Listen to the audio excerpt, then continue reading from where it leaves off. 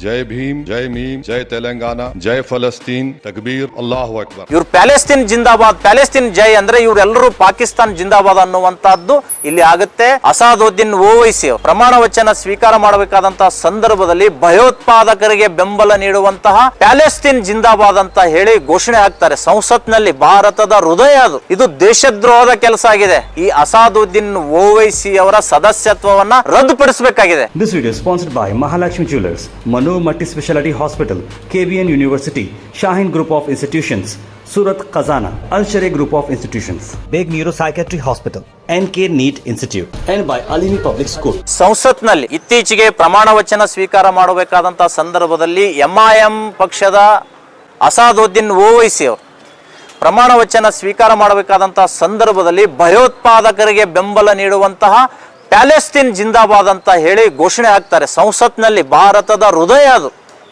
ಇದು ದೇಶದ್ರೋಹದ ಕೆಲಸ ಆಗಿದೆ. ತಕ್ಷಣ ಅಲ್ಲಿ ಸ್ಪೀಕರ್, ರಾಷ್ಟ್ರಪತಿಗಳು, ಕೇಂದ್ರ ಸರ್ಕಾರ ಮಧ್ಯಸ್ಥಿಕೆ ವಹಿಸಿ ಈ ಅಸಾದುದ್ದೀನ್ ಓವೈಸಿ ಅವರ ಸದಸ್ಯತ್ವವನ್ನ ರದ್ದುಪಡಿಸಬೇಕಾಗಿದೆ. ಈ ಓವೈಸಿ ಅವರನ್ನ ಅನುಕರಣೆ ಮಾಡುವಂತ ಕಾರ್ಯಕರ್ತರು ಲಕ್ಷಾಂತರ ಜನ ಇದ್ದಾರೆ.